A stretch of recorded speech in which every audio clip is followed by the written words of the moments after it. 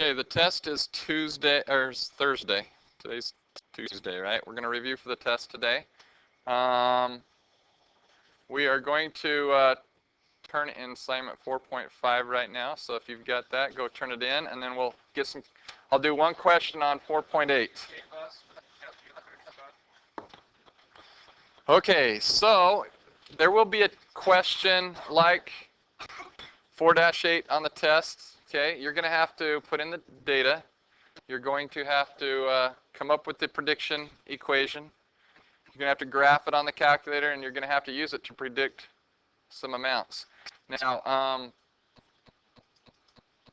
very important that you make sure you put all the data in correctly, because if you put in one data point wrong, you're going to get the whole thing wrong, right? So make sure you put it in correctly. So looking at problem 23, okay, for those of you, some of you weren't here the other day, we go to the stat plot, which is above the y equals. So we have to hit second y equals.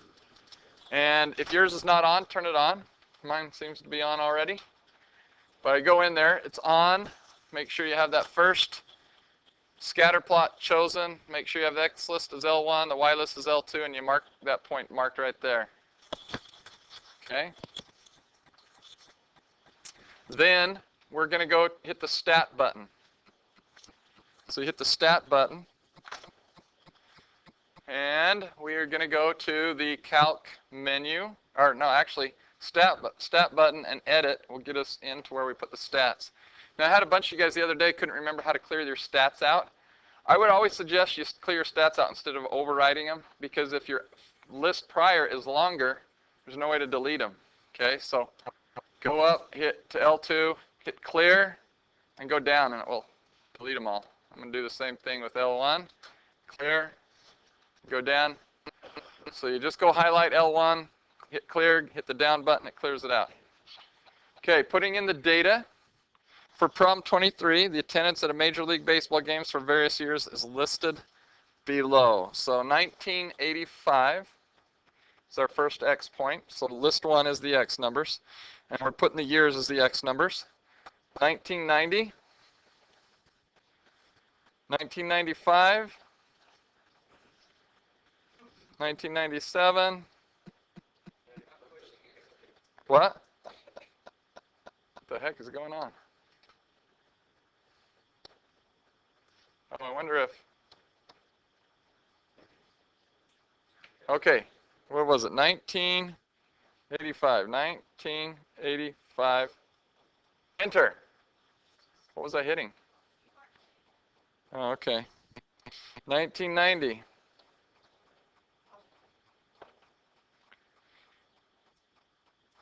1995. 1997. 1998. 1999. 2000. 2001.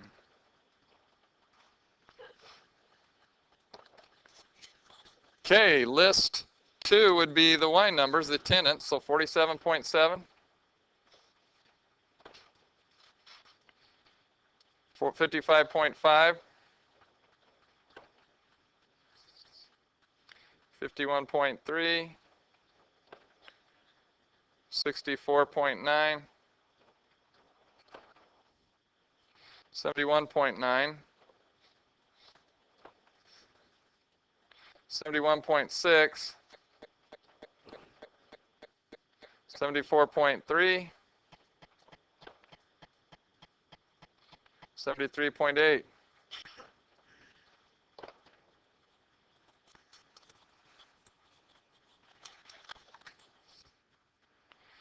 Okay, so now we've got the data listed. Now it's asking us to write a model that relates the attendance in millions as a function of the number of years since 1985. And our calculator will calculate that for us. By the way, just double check to make sure everything's right. Was 1995 my first one? 97, 98? So there's... Oh, 1985, so I got to go up to see that. How many days were there? Okay, 2001 was the ending one, right? Okay, so 1985, then 90, and so forth. Okay, so, well, first of all, we got to go set a window to graph this. We're going to have to graph these data points, right? So go to your window, and our x min is going to be a little bit below our lowest year. So 19 what? 1984, okay? And our x max, what are we predicting up to in this problem, you guys? 2002? And what's the highest data point? What was the highest year? 2001, and we have to predict 2002, so maybe we go up to 2003. Okay. We can go up and, do you want to go the x scale in ones or twos? Twos? Okay. Y min, what's the lowest Y min? 47.7. And remember, this represents millions. So 47.7 million, but we'll just put in 47.7. And just know that it means millions, right? Okay, the Y max, what was the highest? Oh, wait. We need to go a little lower than 47.7, right? 45, okay. And Y max, what's the highest Y number there was? 74.3. Should we go up to 80 just in case it goes up a little bit higher? And we're going from 45 to 80. What do you want to go up in on your Y scale? Fives, okay. All right. Our plot's on, so we just hit graph because we have the window now. We can see our data. What do you guys think? What model could we use to model that? Does that look like anything? Does it look cubic to you? Oh, I guess you guys are looking at it like this right here. I see. You're looking at it like this, right? I'm willing to bet, though, the calculator won't calculate it that way, but we can try it. Should we try it? Let's try a cubic. Okay, so hit your stat button, and you go over to the calc menu to the right one, and we're going to do cubic, which is number 6. And we hit enter, and there it calculates it. Okay, so there's our equation, but instead of having to write it down, we just paste it to the y equals screen. So how do we do that? Yeah, you always got to start off at y equals, we'll paste it to wherever the last place you were at. That's not it, is it? I'll clear that one out. I was going to say, okay, so to paste it there, I hit vars, number 5 statistics, go over to EQ. You might want to write this down on your 3x5 card for the test. And number 1, paste it on there, hit graph. See how it fits it on there? It doesn't do it quite like we thought. But what do you think? How does that curve fit that? I mean, you got points above and below it, right? I kind of like that fit. Let's test it out. Let's see if we got it. By the way, did anybody use a quadratic on this one? Linear? I could see using linear. I could see using linear, quadratic, and cubic. Actually, on this. This is, you guys, this is a cubic function. It probably starts clear up here to the left. It comes down, goes back up right here, and then it comes down over here somewhere. Yes? Not doing the line? Did you hit just graph? Yeah. Let me look at that in just a second. Okay, just watch what we're doing right here, and then I'll come help you with it. Okay. So we need to make a prediction. How do we make the prediction? It's asking us for 2002, right? Oh, by the way, I'm going to write down the model. You guys, on the test, this is how I want you to write down the model. Okay, so I'm going to go, my function, you can write it as y equals or f of x equals, but we're going to go y equals, and then go back to my, whoops, got to put this down to do that. Yeah, just set that right there. Go to your y equals. Now that looks like a lot to write down, doesn't it? But this is what I want you to do. I just kind of want you to round it to 3 decimal places. If it has more after that, then you can do more. But 0.0034 x cubed, okay, plus negative 20.374, negative 20.374 x squared, right, plus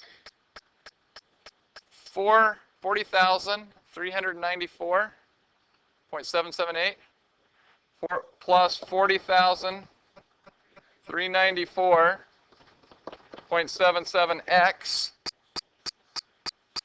minus, what is that? 2,669,000. Oh, wait. 26 million, right? Negative 26,696,422.54. So there's my model. That's what you're going to write on your assignment. By the way, the book actually used a quadratic for this one. So if you used a quadratic, you'd have a smaller equation. If you use linear, even a smaller equation. If it fits it. Got to kind of make sure it fits it. Okay, so we go back to our graph, and we're supposed to predict. We're supposed to predict for the year 19. Let's see, write a model that relates attendance minimums as a function of the number of years since 1985. Use the models to predict when the attendance will reach 100 million. Okay. So now, you guys, 100 million, that's not my x value, is it? But I can see this thing's going up. I'm going to have to change my window. Because we only put our y max to 80 million. So I'm going to have to change this to, I'm going to go 101 million. 101. That's what I'm going to change my graph to. And I am also, I'm going to probably have to change my years. I'm going to probably have to go up to 2010 or something. I had to change my, it wants to know when will the attendance reach 100 million.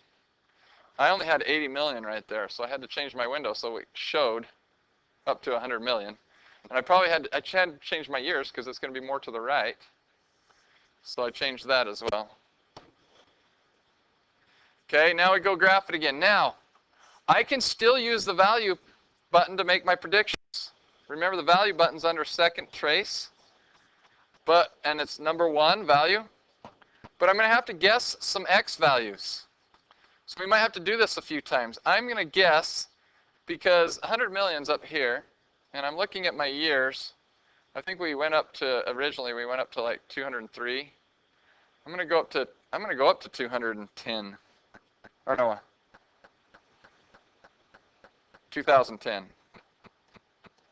We're going to go up to 2010. We're going to put that in there and see what that gives us. That gives us 130 million. Way too much, right? So let's go down a little bit. So I'll go to second value again. Let's go 2008.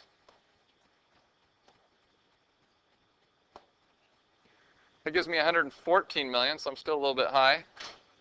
Should go to 2006. Second trace value.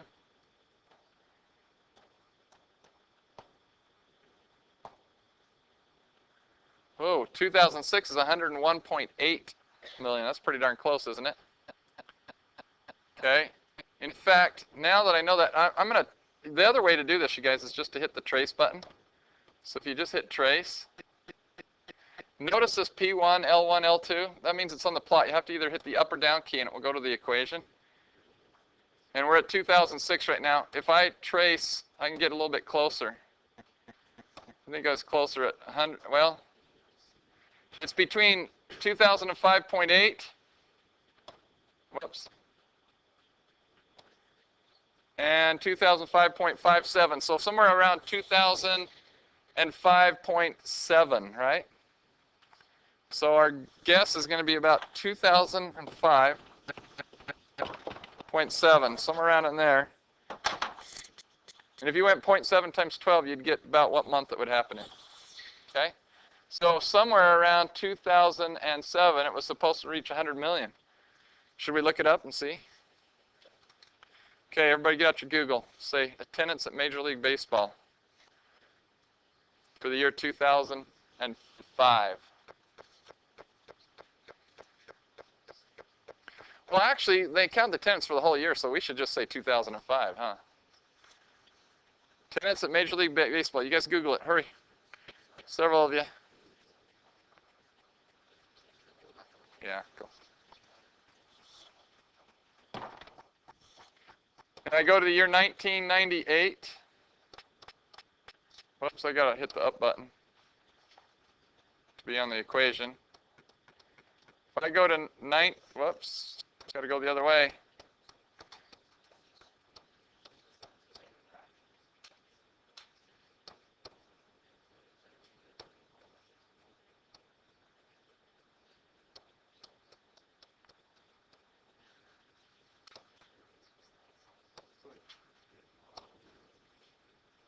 Oh, I could go second value and go 1998, right? What am I thinking? Whoops.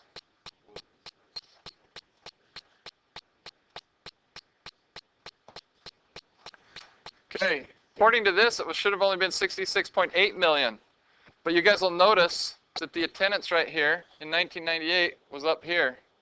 So let's hit second trace and value. Well, actually, let's do this. Let's clear that out. Let's go to the trace button again and do the 1998. The stat plot was 71.9 million.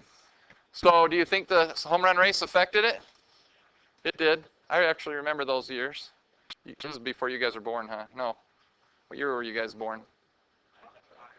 95 to 96. Some of you guys 97, 98, weren't you? I remember that it was the biggest sporting news of the summer in 1998. You'd see it on everything. These guys were breaking the home run record that had been set back in the like 30s or 40s. So anyway, okay, so it affected it. So there's one problem. Okay, any questions on that? Okay, so we are going to have a test. Dakota, when are we having the test? Thursday. Clayton, when are we having the test? Taylor, when are we having the test? All right, good. Jacob, Hepworth, when are we having the test? This Thursday, 2 days from now. Got it? Kyle, when are we having the test? Okay. Kyle's taking it next Thursday. The rest of you guys are taking it 2 days from now. Okay? Okay. If you take it next Thursday, though, I'm not grading it. I'm just putting a 0 on your... No. Okay. Everybody needs to be here. Hey, I will also review a little bit before we take the test on Thursday for about 15, 20 minutes. So if there's questions you have, you can do this. I'm recording this, so all of you can go back and review this if you need to. Okay, we're doing quiz, trade. I want you to see if you can get the answer yourself. First 10 seconds, 15 seconds, and then compare answers at your table. I'll spin to see who is given the answer. Remember, this is how we're numbering it. This is 1, 2, 3, 4. Denny, right here, you're 1, 2, 3, 4. Montana, 1. Clayton, 2, 3, 4. Taylor, 1. Dakota, 2, 3, 4. 1, 2. Nicole, 3, 4.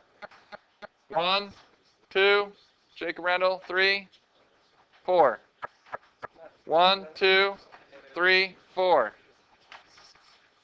Odds, evens. Got it? Okay. All right, here we go. First question. We just did this one. Go. I'm only going to give you a couple seconds on this one because it's an easy one. We did it already today.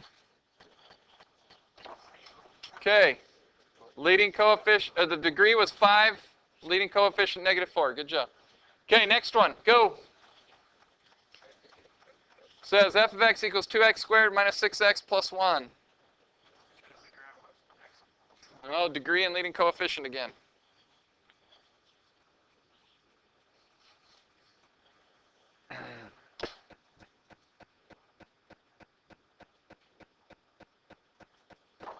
Okay, good. Degree is 2, leading coefficient is 2. Everybody got it? Okay, next question. Right here.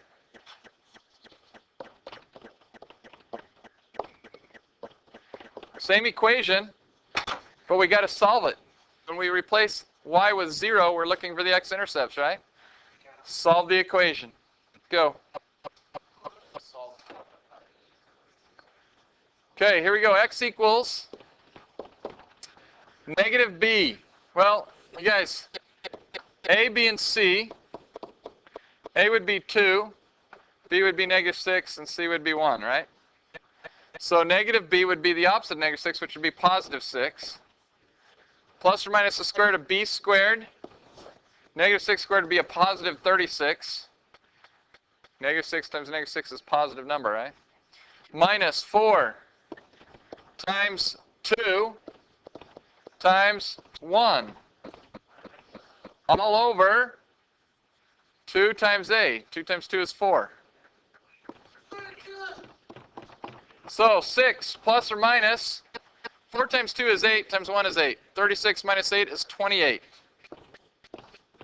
I saw some correct answers. Now, if you guys, if you got it that far on the test, if you gave it that far on the test, I would give you most of the credit. But if you want all the credit, then you need to simplify it. Can you guys go get those blinds for me? Thank you. Let me just show you as soon as he moves those blinds for us. I'm going to move this thing for a second. Okay, so I know that 28, here's 28. 28 breaks down into 4 times 7, and 4 breaks down 2 times 2. So my prime factors are 2, 2, and 7. I have a pair of 2's. Okay, that means 2 times 2 is 4, and the square root of 4 is 2. So I can bring a square root of 4 out.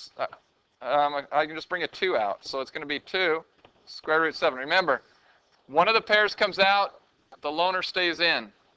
All divided by 4. Now it even simplifies further than that because 4, 6, 2, and 4, these three numbers all have a common number factor of 2. 2 will go in all of them. 2 will go into 6 3 times, go into 2 1 time, so we left with square root of 7, and we're going into 4 2 times. So the absolute correct answer would be 3 plus or minus root 7 over 2. How many of you got that? Okay, good. Some of you got it. Okay, so by the way, yeah, never divide the bottom number into the radical. Never do that. Okay, next problem. Here we go. Write the polynomial of least degree for the set of roots 5, 2, and 1. Go. Okay, so, you guys, we figured out that our factors, we're going to have this polynomial, f of x equals x minus 5, x minus 2, and x minus 1. Because it's opposite signs of those, right? Because those are my factors. Now, some of you guys forgot how to multiply these together. Okay? But right here, I'm going to multiply x minus 5 and x minus 2 together first. So I'm going to go x times x is x squared. X times negative 2 is negative 2x. Negative 5 times x is negative 5x. And negative 5 times negative 2 is a positive 10. Now I have like terms in this first one, so I can write it as x squared minus 7x plus 10 times the x minus 1, right? So if I multiply the first two together, I get x squared minus 7x plus 10. Now I need to multiply the trinomial by the binomial. So I'm going to multiply x squared by each of these first, and then negative 7x by each of those, and then 10 by each of those. So x squared times x is x cubed. X squared times a negative 1 is negative x squared. Then negative 7x times x is a negative 7x squared. And negative 7x times negative 1 is a positive 7x. And then 10 times x is 10x. And 10 times negative 1 is negative 10. So all I have left to do is to combine like terms, right? So I only have 1x cubed. I have a negative x squared and a negative 7x squared, which makes a negative 8x squared plus 7x plus 10x would make a 17x minus 10. I put my f of x equals out front here. I believe I saw several of you with that answer right there, didn't I? Okay, good job. X cubed minus 8x squared plus 17x minus 10. Now, you guys, what degree? Important question, all eyes right here. 3. Hey, important question, all eyes right here. Taylor. What degree is this function? Third degree. And remember I said write it of least degree? Well, the least, if I'm given 3 real zeros right there, I know the least degree it can be is 3. It's got to be 3 or more. Now, if I wanted to add a couple of other zeros in there, I could, like imaginary zeros, but that would be a lot more work, and I wouldn't want to do that, right? Okay, and then I could make it 4th degree, or I could make it 5th degree, or 7th degree, or something like that. Okay.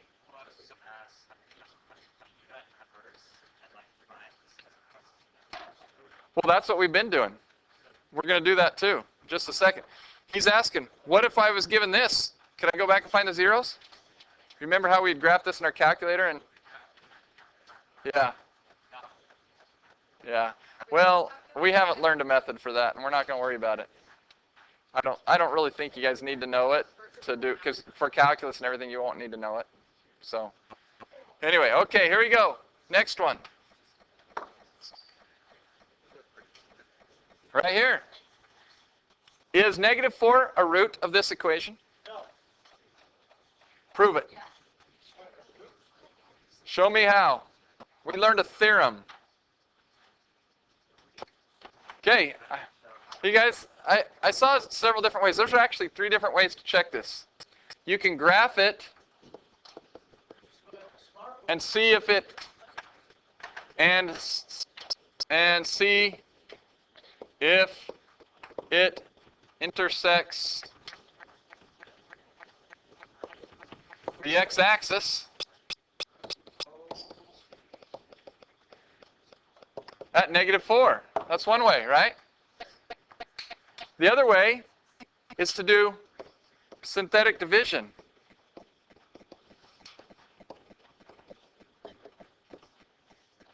You can do synthetic division and see if the remainder is 0.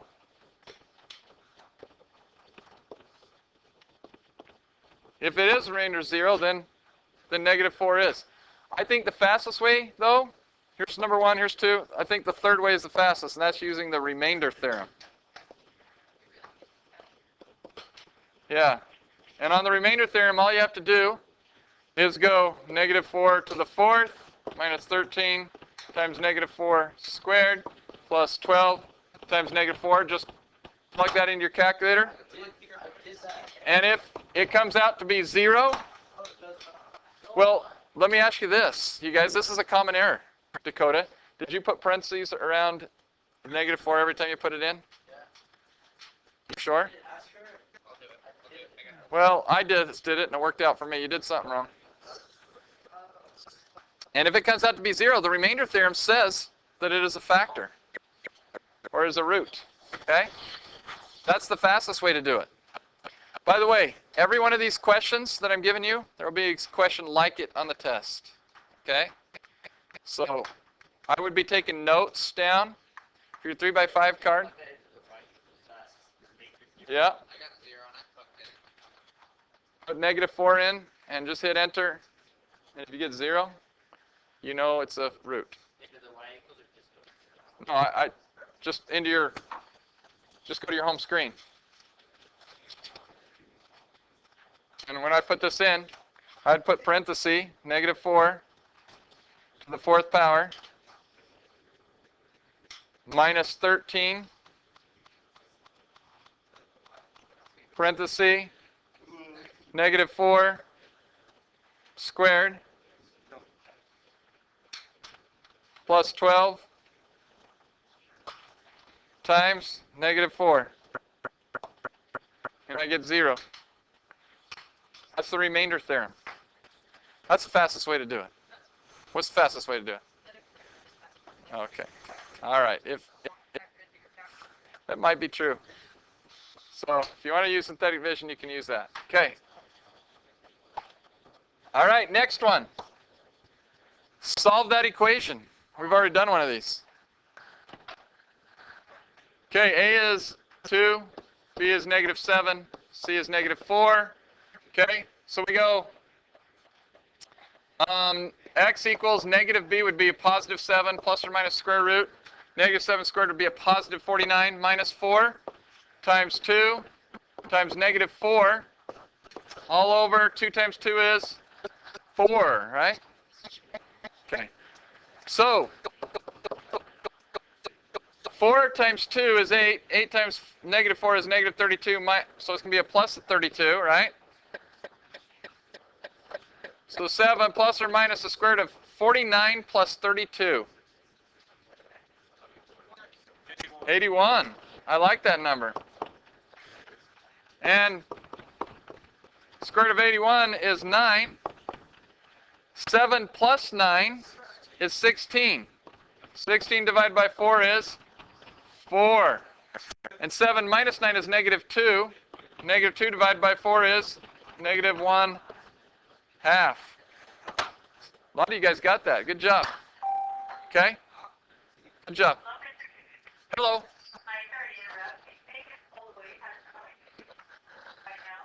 She has lots of appointments.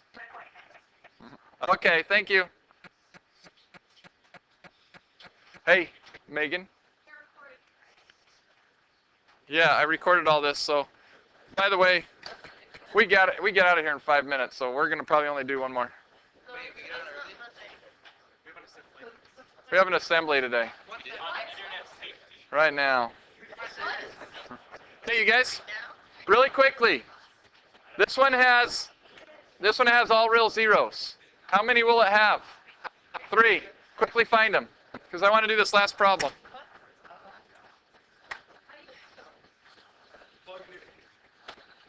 Graph in your calculator. Find where it crosses the x-axis. Internet safety.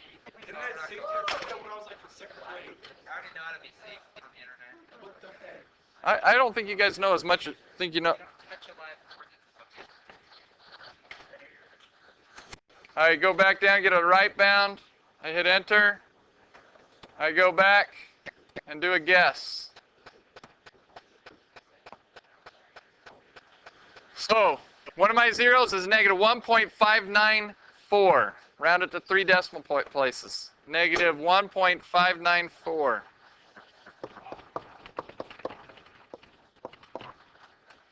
Okay? And I continue to do that for the other 2. There's 3 zeros. All right, now, one of the most important things you guys are going to have on the next test, on this test, is to find all the complex zeros, like the assignment we just turned in, 4-5. You put it in there, you might find 1 real zero or 2 real zeros, and then you have to use synthetic division to divide it in. And then you have to use the quadratic formula to find the imaginary zeros. Okay? So that's one of the most important ones you have to do. I will go over this one next time in class, but I suggest you kind of study your notes on that one and try to remember how to do that. Okay, any questions? Guys, make a 3x5 card, please. Study this stuff. I will post this to my website also. Okay, see ya.